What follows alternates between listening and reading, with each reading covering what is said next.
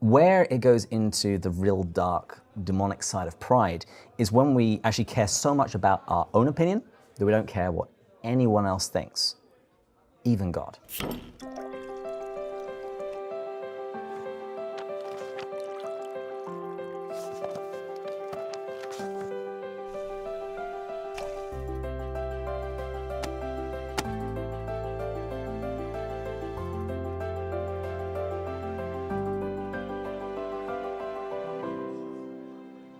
If you hear Christians today, you would very easily get the sense that the greatest sin are sexual sins. But Lewis points out this is absolutely not the case. Sexual sins are of the animal nature. Bad, of course. But the truly diabolical sins are of the spiritual nature. Yeah, and he identifies one sin in particular.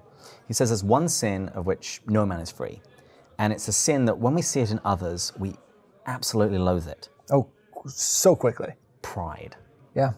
And the thing about pride is, and maybe this is just my experience, but I know I have a ton of pride inside of me. Yeah. But I assume everybody does. And so I belittle it so quickly. I can feel it raging up in me. I can feel myself feeling proud. And then I think, well, everybody else does. So I don't actually put much weight on it. Yeah.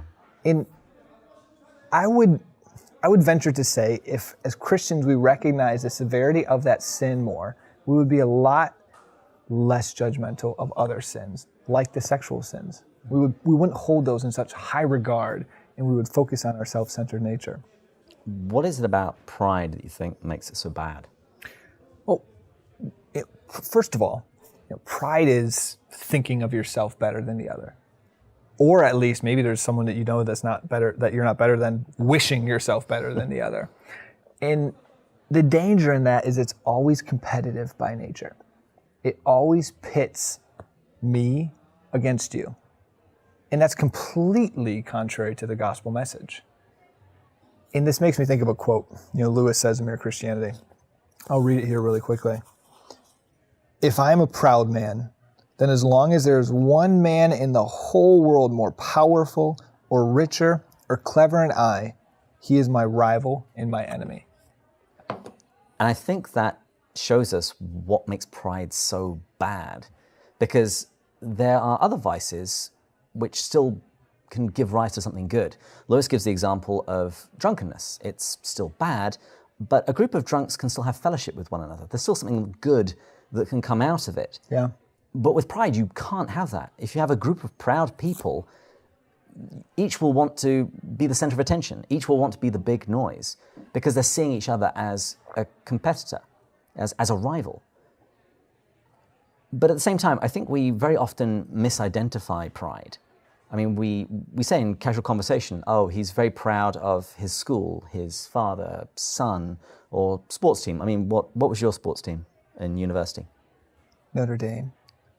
The Fighting Irish. Okay. Aren't you a Catholic? Go sports. I don't do sports. Anyway. Then again, it was books that got you to go to sleep as a child. Well, exactly. I was a special child.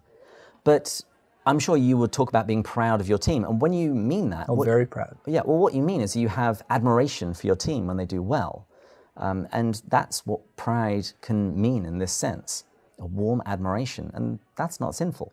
The other one, I think, is that we often imagine that pleasure in being praised is pride. But it's not necessarily. I mean, a husband should praise his wife's beauty. And it can be dangerous if you think that, because if you're praising me, it's almost worse if you're just constantly stopping it, like saying, oh, no. You're belittling the person's praise. It's okay to be praised. That's false humility. Yeah. Yeah, a wife should delight in her husband's praise.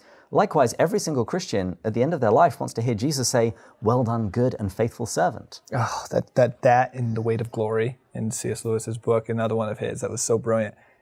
He goes, imagine you are sitting in the presence of God at the end of your time, and you've lived your life, and God says, good and faithful servant, I'm proud of you. Could you imagine? We want our parents' praise, let alone the praise of the creator of the universe. I'll be high-fiving angels.